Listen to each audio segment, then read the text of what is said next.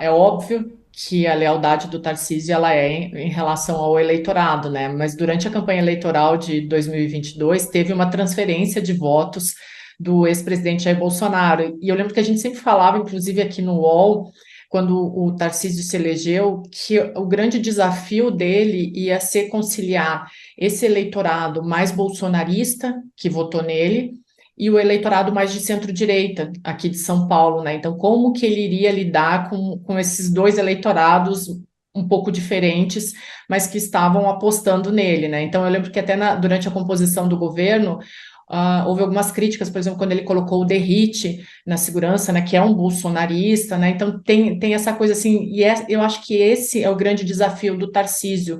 É, surfar entre esses bolsonaristas, que representam uma parcela de 25% do eleitorado brasileiro, tá? Não estou falando do eleitorado de São Paulo, e também dessa centro-direita que votou nele. Por outro lado, quando a gente analisa o ex-presidente Jair Bolsonaro, nesse episódio da reforma tributária, eu acho que ficou clara uma coisa que, e aí, graças a Deus, assim, eu fico muito feliz quando a gente vê os nossos estudos de colegas meus da ciência política, sendo comprovados na prática, porque o que a gente sempre analisou? Que o ex-presidente Jair Bolsonaro, ele não sabe agir quando os holofotes não estão nele. Então, quando ele se tornou inelegível, todos os nossos estudos, eles sempre indicavam que seria muito difícil para o ex-presidente agir na política brasileira quando os holofotes não estão em cima dele, porque ele tem dificuldade de ter um sucessor, de construir um sucessor, porque ele sempre quis ser o centro das atenções. É uma característica do ex-presidente Jair Bolsonaro, e não estou fazendo nenhum juízo moral aqui, mas ele, durante os 27 anos de mandato parlamentar, ele sempre foi o centro das atenções dele, a gente sempre falou, eu sempre falei muito disso aqui no UOL, de uma característica desse clã Bolsonaro, que é uma característica pós-moderna mesmo, de cuidar da sua sobrevivência e da sobrevivência do seu clã. Tanto é que Bolsonaro, se vocês perceberem, ele nunca responde por outros políticos, nem pelo Mauro Cid, nem por qualquer um outro que esteja envolvido em alguma investigação, porque o cuidado dele é com a preservação dele e do clã dele. E isso tem se mostrado agora durante essa semana da reforma tributária, da votação da reforma tributária. Ele não consegue eleger um sucessor ou delegar um sucessor, ele não foi capaz de fazer isso com o Tarcísio, porque não é uma característica dele. E não convém ao Tarcísio um rompimento definitivo com o Bolsonaro nesse momento.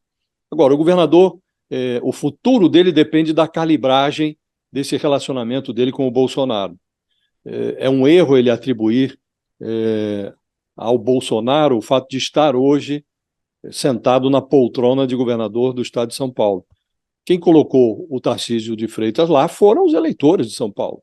É a esse público que o Tarcísio deve lealdade e obediência, não ao Bolsonaro. É verdade que o Bolsonaro indicou ao Tarcísio como melhor caminho a disputa pelo governo de São Paulo. O Tarcísio, quando se encantou pela política, em 2022, no ano passado, ele cogitou ser candidato a senador pelo estado de Goiás.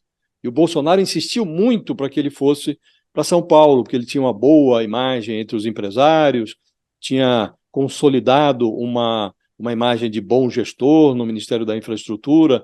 Isto é verdade, mas a lealdade do Tarcísio não deve ser ao Bolsonaro, deve ser ao eleitorado de São Paulo.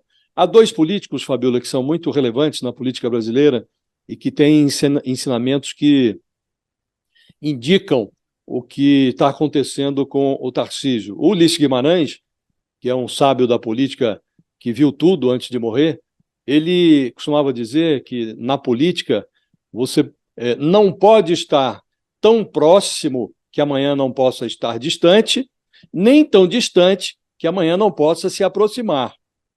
O Tarcísio de Freitas, ele exagera, porque ele brigou com o Bolsonaro na quinta, por divergir em relação à reforma tributária, na sexta já estava sentado com o Bolsonaro, se reconciliando com ele. E, no final de semana, fez essa coreografia, disse que jamais será desleal com o Bolsonaro, e o Bolsonaro, na sequência, horas depois, colocou uma foto nas redes sociais, uma obra do tempo em que o Tarcísio era ministro, a foto dele com o Tarcísio, sorridente, e falando em nosso governo. Então, houve aí uma reconciliação clara.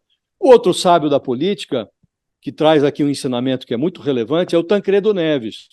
O Tancredo também, antes de morrer, deixou um ensinamento segundo o qual ninguém joga na política só embaralhando.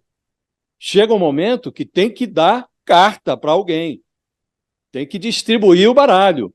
Então, o Tarcísio de Freitas, em algum momento, ele vai ter que distribuir as cartas e não ficar só embaralhando, hoje briga, amanhã se reconcilia. Então, esse é o jogo do Tarcísio, Fabiola. Ele convém a ele, nesse momento, manter uma proximidade com o Bolsonaro, até porque ele apanhou bastante de quinta-feira até o final de semana nas redes sociais, porque o Bolsonaro jogou o Tarcísio aos leões. O problema do Brasil ele é muito maior do que essa comparação infeliz. Não existe.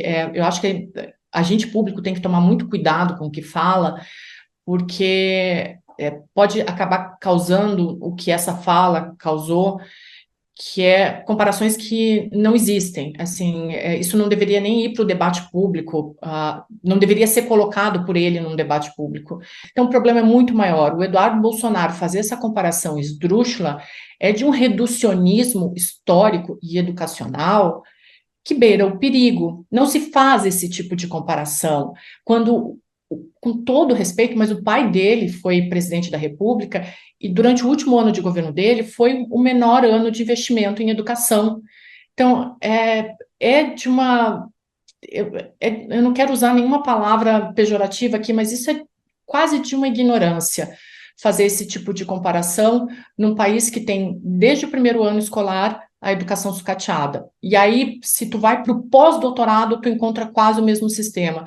Dos problemas educacionais no Brasil, eu garanto para vocês que doutrinação ou um professor que pensa diferente de ti numa sala de aula é o menor deles. O problema é aquele professor que chega lá, exausto, sem qualificação, às vezes que não tem dinheiro para ir no congresso, não consegue financiamento, e o professor de escola básica que tem 2 crianças para alimentar em casa e não tem dinheiro, e ainda tem que aguentar aluno de escola, e quando eu digo é aguentar com dor no coração, aluno de escola pedindo dinheiro para o lanche, porque o Estado não fornece o básico, e às vezes a criança vai para a aula com fome e o professor tem que aturar aquilo. O problema é muito maior, é uma fala muito infeliz, tem que ser analisado. O Guilherme Boulos já falou que vai para o Conselho de Ética, é o tipo de coisa que a gente não pode normalizar, aquilo que a gente sempre falou durante os 4 anos de Bolsonaro.